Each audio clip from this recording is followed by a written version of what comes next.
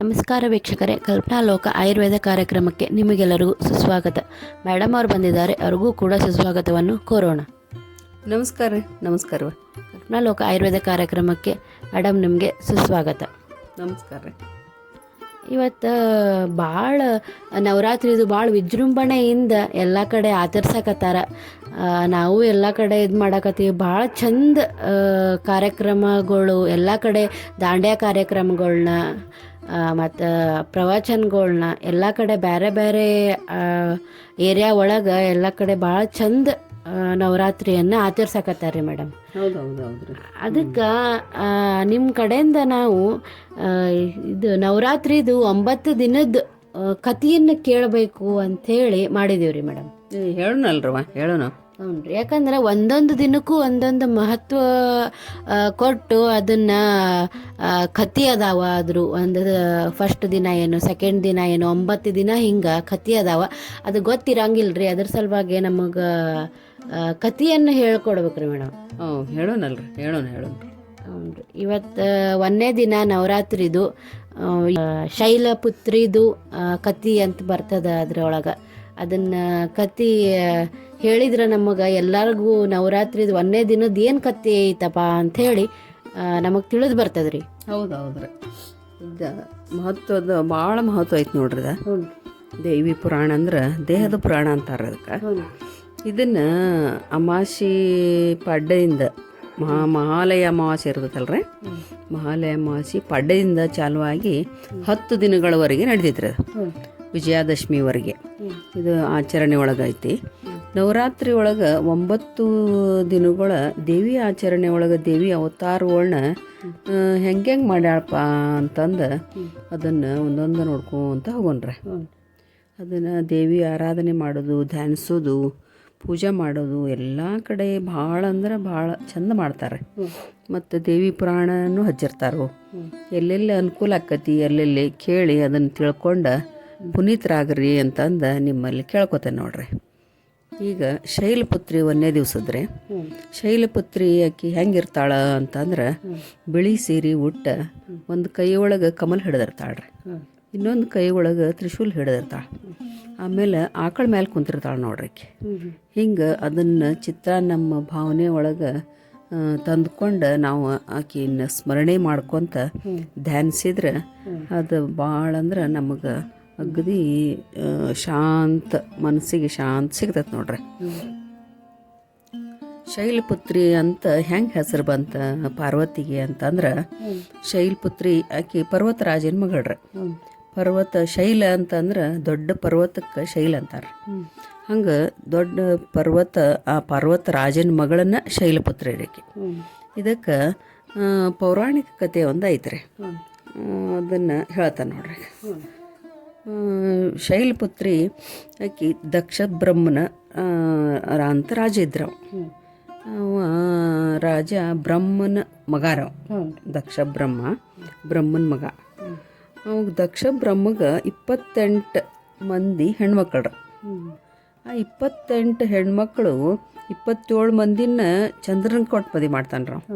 ನಕ್ಷತ್ರಗಳು ಅದಾವಲ್ರಿ, 28 ಅದಾವ. 27 ಮಂದಿ ಹೆಣ್ಮಕ್ಳನ್ನ ಚಂದ್ರನ್ಗ ಕೊಟ್ಟು ಮದುವೆ ಮಾಡ್ತಾನೆ. ನಕ್ಷತ್ರಗಳು ಇವರು ಮಕ್ಕಳನ್ನ ರೀ ಅವರು ಹೆಣ್ಣು. ಹಂಗೆ 28ನೇದಕ್ಕಿ ಪಾರ್ವತಿ ರೀ. 28ನೇದಕ್ಕಿ ಆಕಿ ನಾವು ಅಲ್ಲಿ ಅಂತಾಳ್ರಿ, ಚಂದ್ರನ ಮದುವೆ ಮಾಡ್ಕೋದಿಲ್ಲ, ನಂಗೆ ಶಿವನ ಬೇಕು, ಶಿವನ ಒಲಿಸಿ ನಾ ಮದುವೆ ಮಾಡ್ಕೋತೀನಿ ಅಂತ ಹಠ ಹಿಡಿತಾಳ್ರಿ. ಅದು ದಕ್ಷ ಬ್ರಹ್ಮಗೆ ಸಿಟ್ಟು ಬರ್ತದ್ರಿ. ಯಾಕಂದ್ರೆ ಅವು ಶಿವ ಅಂತಂದ್ರೆ ಸ್ಮಶಾನದೊಳಗಿರವ, ಅವು ಏನು ಆಭರಣಗಳ ಇವ ಏನೂ ಇರಂಗಿಲ್ಲ. ದಕ್ಷ ಬ್ರಹ್ಮ ರಾಜ ನೋಡ್ರಿ, ದೊಡ್ಡ ರಾಜ ಇವ, ರಾಜನ ಮಗಳಕ್ಕಿ. ಹಿಂಗಾಗಿ ನೀ ರಾಜನ ಮಗಳಾಗಿ ಸ್ಮಶಾನದೊಳಗಿರೋವನ್ನ ಯಾಕೆ ಮದುವೆ ಆಕಿ ನೀನು, ಅದು ನನಗೆ ಒಪ್ಪಿಗೆ ಇಲ್ಲ, ನೀ ಅವನ ಮದುವೆ ಆಗಬೇಡ ಅಂತಂತಾನ್ರ ಪಾರ್ವತಿಗೆ. ಆದರೂ ಆಕಿ ಅವತಾರಿ ಪುರುಷರು ನೋಡ್ರಿ. ಹಿಂಗಾಗಿ ನಾ ಆದ್ರೆ ಶಿವನ್ನ ಮದುವೆ ಆಕೇನಿ ಅಂತಂದು ತಪಸ್ ಮಾಡಕ್ಕೆ ಇದು ಮಾಡ್ತಾಳ್ರಿ ಆಕಿ. ಅವನ ಒಪ್ಪಿಗೆ ಇರೋದಿಲ್ಲ, ತಂದೆ ಒಪ್ಪಿಗೆ ಇರೋದಿಲ್ಲ. ದಕ್ಷ ಬ್ರಹ್ಮನ ಒಪ್ಪಿಗೆ ಇರೋದಿಲ್ಲ. ಆದರೂ ಆಕಿ ಅದನ್ನೇನು ಲಕ್ಷ್ಯ ತಗೋದಿಲ್ರ. ನಾ ಅವನ ಮದುವೆ ಆಗ್ಬೇಕಾರೆ ನಾ ತಪಸ್ ಮಾಡಬೇಕು, ಅವನ್ನ ಹೊಲಿಸ್ಕೊಳ್ಬೇಕು ಅಂತಂದು ತಪಸ್ ಮಾಡಾಕ ಕಾಡಿಗೆ ಹೋಗ್ಬಿಡ್ತಾಳ್ರಿ ಆಕಿ. ಅದು ಮನಸ್ನ್ಯಾಗ ಇವಾಗ ಇಷ್ಟು ಅಗದಿ ಇದರಿಂದ ಬೆಳೆಸೇವೆ ನಾವು, ಮತ್ತು ಈಕಿ ಕಾಡಿಗೆ ಹೋದ್ಲಲ್ಲ ನನ್ನ ಮಗಳು ಅಂತಂದು ಅದೊಂದು ಮನಸ್ಸಿನಾಗ ಇರ್ತತ್ರೆ. ಆಮೇಲೆ ಅವನು ಶಿವನ ಮದುವೆ ಆಗಬೇಡ ಅಂತ ಅಂದಿರ್ತಾನೆ, ಮತ್ತು ಅವನ್ನ ಮದುವೆ ಆಗಾಕ ಈಕಿ ತ್ರಾಸ ತಗೋತಾಳಲ್ಲ ಅಂತಂದು ಅದೊಂದು ಸಂಕಟ ಅಲ್ರಿ. ಮಕ್ಕಳಂದ್ರೆ ಎಷ್ಟೋ ಆಗಲಿ ಅದು ಮನಸ್ಸಿನಾಗ ಇದು ಇರೋದನ್ನ. ಆದ್ರೆ ಆಕಿ ಪಾರ್ವತಿ ಅವತಾರಿ ಪುರುಷ ಇದ್ದಿದ್ದರಿಂದ ಆಕಿ ಯಾವುದನ್ನೂ ಲಕ್ಷ್ಯ ಕೊಡದ ಶಿವನನ್ನು ಹೊಲಿಸ್ಕೋಬೇಕು ಅಂತಂದು ಕಾಡಿಗೆ ಹೋಗಾಳ್ರಿ ಆಕಿ. ತಪಸ್ ಮಾಡ್ತಾಳು. ಒಮ್ಮೆ ನೋಡಾಕಂತಂದು ಬರ್ತಾರೆ ದಕ್ಷ ಬ್ರಹ್ಮ ತಂದೆ, ಆಮೇಲೆ ಪ್ರಸೂತಾದೇವಿ ತಾಯಿ ಇಬ್ಬರು ಬರ್ತಾರೆ ನೋಡಾಕಂತಂದು. ಮಗಳ ಹಂಗಾಗಿದ್ದು ನೋಡಿ ಭಾಳ ತ್ರಾಸ ಮಾಡ್ಕೋತಾರ ಅವ್ರು.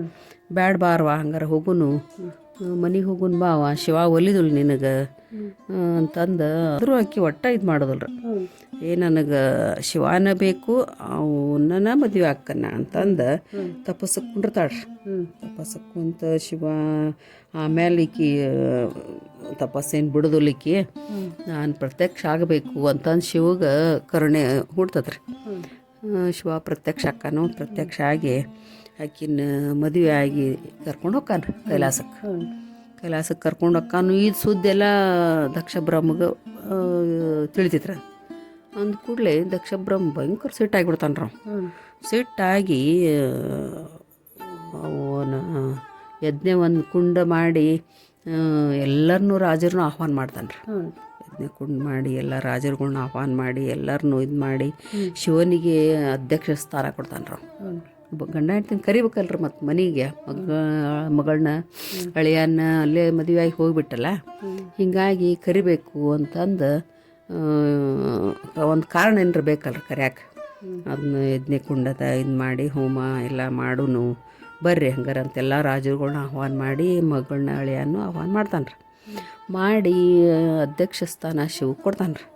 ಕೊಟ್ಟು ಕರಿತಾನು, ಎಲ್ಲ ಇದು ಮಾಡ್ತಾರೋ. ಎಲ್ಲರೂ ಎದ್ದು ನಿಂತು ಗೌರವ ಕೊಡ್ತಾರೆ ರೀ. ರಾಜ ಬಂದ ಕೂಡಲೇ, ದಕ್ಷ ಬ್ರಹ್ಮ ಬಂದ ಕೂಡಲೇ ಎಲ್ಲರೂ ಎದ್ದು ನಿಂತು ಅಗದಿ ಇದು ಮಾಡ್ತಾರೋ. ಇವಾಗ ಶಿವ ಹೇಳೋದಲ್ರಿ, ಕಣ್ಣು ಮುಚ್ಚಿ ಧ್ಯಾನಸ್ಥಾಗಿ ಕುಂತ್ಬಿಟ್ಟಿರ್ತಾನೆ. ಅದನ್ನು ನೋಡಿ ದಕ್ಷ ಬ್ರಹ್ಮಗೆ ಭಾಳ ಸಿಟ್ಟು ಬರ್ತದ್ರಿ. ನನಗೆ ಇವು ಗೌರವ ಕೊಡಲಿಲ್ಲಲ್ಲ ಮಾವ ಅಂತಂದು, ಎದ್ದು ನಿಂತು ನನಗೆ ನಮಸ್ಕಾರ ಮಾಡಲಿಲ್ಲ, ಗೌರವಿಸ್ಲಿಲ್ಲ ಅಂತಂದು ಭಾಳ ಸಿಟ್ಟು ಬರ್ತದ್ರಿ ಅವಾಗ. ಒಂದು ಏನು ಅನ್ನಕ್ಕೆ ಬರೋದಿಲ್ಲಲ್ಲ. ಅಥವಾ ಸ್ವಲ್ಪ ದಿವಸ ಬಿಡಂತ ಮಾಡ್ತಾನು. ಆಮೇಲೆ ಮಗಳನ್ನ ಅಳಿಯಾನ ಇನ್ನೊಂದು ದಿವಸ ಸ್ವಲ್ಪ 1 ವರ್ಷ 2 ವರ್ಷ ಬಿಟ್ಟಾರ. ಆಮೇಲೆ ಮತ್ತೊಂದು ಯಜ್ಞ ಕುಂಡ ತಯಾರು ಮಾಡ್ತಾನೆ. ಎಲ್ಲ ರಾಜರನ್ನು ಆಹ್ವಾನ ಮಾಡ್ತಾನು. ಮಾಡಿ ಮಗಳ ಅಳಿಯಾನ ಇಬ್ಬರನ್ನೂ ಮಾಡೋದಲ್ರು, ಕರೀದನ ಇಲ್ಲ ಕೂಡಲೇ. ಮೊದ್ಲಿಂದ ಸಿಟ್ಟು ಇರ್ತತಲ್ರಿ. ಹೀಗಾಗಿ ಶಿವಗೆ ಅಸಹ್ಯನ ಮಾಡಬೇಕು, ಇವು ಅವಮಾನ ಮಾಡಬೇಕು ಅಂತಂದು ಮಗಳನ್ನ ಅಳಿಯನ್ನ ಇಬ್ಬರನ್ನೂ ಕರೀದಿಲ್ಲ. ಸುತ್ತಮುತ್ತಲು ಎಲ್ಲ ರಾಜರನ್ನು ಕರೆದಿರ್ತಾನೆ ರೀ. ಅಂದ ಕೂಡಲೇ ಆಕತಿ ಎಣ್ಣೆ ಚಾಲು ಆಕತಿ. ಈಕಿ ಪಾರ್ವತಿಗೆ ಚಡಪಡಿಕೆ ಹತ್ತಾರೆ. ಈಗ ನಮ್ಮಪ್ಪ ಇಷ್ಟು ದೊಡ್ಡದು ಇದು ಮಾಡಿದಾನು, ನಮ್ಮನ್ನ ಕರೆದಿಲ್ಲ, ಮರ್ತಿರ್ಬೇಕು ಅಂತಂದು ಶಿವ ಹೋಗಿ ಹೇಳ್ದಾಳ್ರಿ. ಹಿಂಗೆ ನಮ್ಮಪ್ಪ ಇದನ್ನೇ ಕೊಂಡು ತಯಾರು ಮಾಡಿ ಎಲ್ಲ ರಾಜರನ್ನು ಆಹ್ವಾನ ಮಾಡ್ಯಾನು, ಮತ್ತು ನಮ್ಮನ್ನ ಕರೆದಿಲ್ಲ, ಯಾಕೋ ಮರ್ತಿರ್ಬೇಕ್ರಿ, ಮತ್ತು ಹೋಗಿ ಬರೋ ನಡ್ರಿ ಅಂತಂದು ಶಿವ ಹೇಳ್ತಾಳೆ. ಶಿವ ಏನಂತಾನು, ನಾ ಏನು ಬರೋದಿಲ್ವಾ, ನೀ ಹೋಗಿ ಬಾಬೇಕಾರ ಬೇಡ ಅಂತ ಹೇಳ್ತಾನೆ ರೀ ಆಕಿಗೂ ಮೊದ್ಲು ಅಂತಂದು ಆಕಿ ಚಡ್ಪಡ್ಸಕ್ಕೆ ಚಾಲು ಮಾಡ್ತಾಳೆ. ಇಲ್ಲ ಮರ್ತಿರ್ಬೇಕು ನಮ್ಮಪ್ಪ, ನಾ ತವ್ರ ಮನೆಗೆ ಹೋಗ್ಕೇನಿ ಅಂತಂದು ಭಾಳ ಕೇಳ್ಕೊಳಕತ್ತಾಣ. ಆಮೇಲೆ ನಾ ಏನು ಬರೋದಿಲ್ಲ, ನೀ ಹೋಗ್ತಿದ್ರೆ ಹೋಗಿ ಬಾ ಅಂತಂದು ಪಾರ್ವತಿ ಹೇಳ್ತಾನೆ ರೀ. ಅಂದ ಕೂಡಲೇ ಪಾರ್ವತಿ ಹೋಗ್ಕಾಳಲ್ಲಿ. ಎಲ್ಲ ಸಭಾ ತುಂಬಿ ಅಗದಿ ವಿಜೃಂಭಣೆಯಿಂದ ಆನಂದದಿಂದ ಎಲ್ಲರೂ ಕುಂತಿರ್ತಾರೆ. ಈಕಿ ಪಾರ್ವತಿ ಹೋದ ಕೂಡಲೇ ಎಲ್ಲರಿಗೂ ಸಂತೋಷ ಆಕತಿ. ಇವು ದಕ್ಷ ಬ್ರಹ್ಮಗೆ ಭಯಂಕರ ಸಿಟ್ಟು ಬರ್ತೈತೆ ರೀ. ನಾ ನಿಮ್ಮನ್ನು ಕರೆದಿಲ್ಲ, ನೀ ಯಾಕೆ ಬಂದಿಲ್ಲ ಅಂತಂದು ಸಭಾದೊಳಗೆ ಕೇಳ್ತಾನೆ ರೀ ಮಗಳನ್ನ. ಈಗೀಗೆ ದೊಡ್ಡ ಸಹಿ ಆಗಿಬಿಡ್ತೈತೆ ರೀ. ಆಮೇಲೆ ಶಿವಗೆ ಬೈತಾನೆ ರೀ. ಏನು ಇಂಥ ಇದ್ರೊಳಗೆ ನಾ ಕರೆಯಲ್ದ ಹೆಂಡ್ತಿನ ಕಳಿಸಿದಾನು, ಅವಾಗ ಬುದ್ಧಿ ಐತಿಲ್ಲೋ, ಹಂಗಾತು ಹಿಂಗಾತು ಅಂತಂದು ಬೈತಾನೆ ರೀ. ಅಂದ ಕೂಡಲೇ ಅದನ್ನು ಕೇಳೋಕ್ಕಾಗೋದಿಲ್ಲ ರೀ ಪಾರ್ವತಿ. ಗಂಡನ್ನ ಹೀಯಾಳಿಸೋದು ಬೈಯೋದು ಕೇಳೋಕ್ಕಾಗೋದಿಲ್ಲ. ಅದು ಕೋಪ ತಾಳಲಾರ್ದನ ಅದನ್ನ ಎದ್ನಿ ಕುಂಡು ಇರ್ತದಲ್ರಿ, ಆ ಎದ್ನಿ ಕುಂಡದೊಳಗೆ ಹಾರಿಬಿಡ್ತಾಳ್ರಿ. ಹಾರಿದ ಕೂಡಲೇ ಎಲ್ಲರಿಗೂ ಚಿತ್ರ ಆಶ್ಚರ್ಯ ಆಗಿಬಿಡ್ತದ್ರಿ.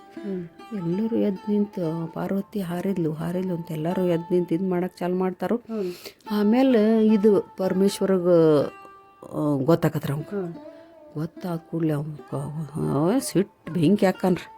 ಸಿಟ್ಟಾಗಿ ವೀರಭದ್ರ ಅವತಾರ ತಾಳಿ ಇಲ್ಲಿ ಇದಕ್ಕೆ ಕುಂಡದ ಹಂತರ್ಯಾಕ ಬಂದ್ಬಿಡ್ತಾನೆ. ದಕ್ಷ ಬ್ರಹ್ಮನ ಅರಮನೆಗೆ ಅವರು ವೀರಭದ್ರ ಅವತಾರ ತಾಳಿ ಬಂದ್ಬಿಡ್ತಾನೆ. ಬಂದು ಎಲ್ಲರಿಗೂ ಗೊತ್ತಾಗ್ಬಿಡ್ತೈತ್ರಿ, ಇಲ್ಲ ಶಿವಗೆ ಸಿಟ್ಟು ಬಂದೈತಿ, ಇವು ಏನು ಮಾಡ್ತಾನೆ ಹೇಳಕ್ಕೆ ಬರೋದಿಲ್ಲ ಅಂತಂದು ಅಲ್ಲಿ ಎದ್ನಿ ಕುಂಡದ ಹಂತ್ಯಾಕ ನಾ ಕುಂತಿರ್ತಾನೆ ರೀ ದಕ್ಷ ಬ್ರಹ್ಮ. ಅವ್ನು ರುಂಡ ಹಾರಿಸ್ಬಿಡ್ತಾನೆ. ಅಂದ ಕೂಡಲೇ ಅದು ಆ ರುಂಡನ ಹಾರಿ ಇದ್ರೊಳಗೆ ಬೀಳ್ತೈತ್ರಿ, ಬೆಂಕಿ ಒಳಗೆ. ಇಷ್ಟೆಲ್ಲ ಹಾಕಿ ಅದನ್ನ ಮತ್ತೆ ದೊಡ್ಡ ಕತೆ ಐತ್ರಿ ಅದು ಮುಂದಿಂದ. ಹಾಕಿ ಪಾರ್ವತಿ ಏನಕ್ಕಾಳು ಎದ್ನಿ ಕುಂಡದೊಳಗೆ ಹಾರಿ ಆಮೇಲೆ ತನ್ನ ಜನ್ಮ ಇದು ಹಾಕತ್ತಲ್ರಿ ಅದರ್ದ ಅವು ತನ್ನ ಅಂಗಗಳು ಏನು ಇರ್ತಾವಲ್ರಿ ಅವು ಹಾರಿ ಬೀಳ್ತಾವ್ರಿ. ಅವು 18 ಪುಣ್ಯಕ್ಷೇತ್ರಗಳು ಹಾಕವ್ರು. 18 ಕಡೆ ಬಿದ್ದ ಕೂಡಲೇ 18 ಪುಣ್ಯಕ್ಷೇತ್ರಗಳಾಗಿ ಅಲ್ಲಿ ಅಗದಿ ಶಕ್ತಿಪೀಠಗಳಾಗಿ ಇವತ್ತಿಗೂ ಪೂಜೆಗೊಳ್ತಾರ. ಹಂಗಾಗಿ ಮುಂದಿನ ಜನ್ಮದಕ್ಕೆ ಆಕಿಗೆ ಪರ್ವತರಾಜನ ಮಗಳಾಗಿ ಹುಡ್ತಾಳ್ರಿ. ರಾಜನ ಮನೆಯೊಳಗೆ ಹುಟ್ಟಿ ಮತ್ತು ಶಿವನನ್ನ ತಪಸ್ ಮಾಡಾಕನ ಇದು ಮಾಡ್ತಾಳ್ರಿ. ನಂಗೆ ಶಿವ ಬೇಕು, ಶಿವನ್ನ ಮದುವೆ ಆಗಾಕಿ ನಾನು ಅಂತಂದು ಮುಂದಿನ ಜನ್ಮಕ್ಕೆ ಆಕಿ ತಪಸ್ ಮಾಡಾಕ ಪರ್ವತರಾಜನ ಮಗಳಾಗಿ ಹುಡ್ತಾಳ್ರಿ. ಬ್ರಹ್ಮಚಾರಿಣಿ ಅಂತಂದು ಬ್ರಹ್ಮಚಾರಿಣಿ ಇದ್ರೊಳಗೆ ಆಗಿ ಆಕಿ ಪಾರ್ವತಿ ದೇವಿ ಹುಡ್ತಾಳ್ರಿ. ಇದು 1ನೇ ದಿವಸದ ಆತ್ರ ಇದು. ಹ್ಞೂ ರೀ. ಭಾಳ ಚಂದ ಹೇಳಿದ್ರಿ ಮೇಡಮ್, ಭಾಳ ಚಂದ ಹೇಳಿದ್ರಿ. ನನಗಂತೂ ಪ್ರವಚನ ಕೇಳಿದಂಗನ ಆಗ್ಬಿಡ್ತ್ರಿ. ದೇವಿದ ಶಕ್ತಿದು ಕತಿ ಭಾಳ ಚಂದ ಹೇಳಿದ್ರಿ ಮೇಡಮ್. ಇವತ್ತು 1ನೇ ದಿವ್ಸದ ಮುಗೀತ್ರಿ. ಹಿಂಗೆ 9 ದಿನದ ಕತಿ, ದೇವಿದ ಕತಿ ಅವತಾರಗಳನ್ನು ನಾವು ತಿಳ್ಕೊಳ್ಳೋಣ. ಮೇಡಮ್ ಅವ್ರು ಭಾಳ ಚಂದ ಹೇಳ್ಕೊಡಕತ್ತಾರ. ನಮಗೂ ಗೊತ್ತಿರಂಗಿಲ್ಲ 9 ದಿನದ ಕತಿ ಏನೈತೆ ಅಂಥೇಳಿ. ಇದ್ರ ಮೂಲಕ ಚಾನಲ್ ಮೂಲಕ ನಾವು ಎಲ್ಲರಿಗೂ ಹೇಳೋ ಪ್ರಯತ್ನ ನಾವು ಮಾಡಾಕತ್ತಿದ್ದೀವಿ. ಈಗ ಭಾಳ ಚಂದ ನವರಾತ್ರಿ ಹಬ್ಬ ಎಲ್ಲ ಕಡೆ ನಡೆಯಕತ್ತದ. ಘಟಸ್ಥಾಪನೆ ಆಗೈತಿ. ಈಗ 9 ದಿನ ದೀಪ ಇಡೋರು 9 ದಿನ ಇಡ್ತಾರೆ, 5 ದಿನ ದೀಪ ಇಡೋರು 5 ದಿನ ಇಡ್ತಾರೆ. ಭಾಳ ಚಂದ ವಿಜೃಂಭಣೆಯಿಂದ ಕಾರ್ಯಕ್ರಮಗಳು ಎಲ್ಲ ನಡೆಯಕತ್ತಾವ. ಹೀಗಾಗಿ ವೀಕ್ಷಕರು ತಿಳಿಸ್ಕೊಡುವ ಅನ್ನೋ ಸಣ್ಣ ಪ್ರಯತ್ನದೊಂದಿಗೆ ನಾವು ನಮ್ಮ ಕಾರ್ಯಕ್ರಮ ಒಳಗೆ 9 ದಿನದ್ದು ಕತೆ ಮೇಡಮ್ ಅವರು ಹೇಳ್ಕೊಡಕತ್ತಾರ. ಭಾಳ ಚಂದ ಹೇಳಕತ್ತಾರ, ಎಲ್ಲರಿಗೂ ತಿಳಿಯೋಂಗೆ. ನಾವು ಕೇಳಿ ಪುನೀತರಾಗೋಣ ಅಂತ ಹೇಳ್ಕೊಂಡು ನಿಮ್ಮೆಲ್ಲರಿಗೂ ಧನ್ಯವಾದಗಳು. ಮೇಡಮ್ ಅವರ ನಿಮಗೂ ಕೂಡ ಧನ್ಯವಾದಗಳು. ಧನ್ಯವಾದವ್ರ.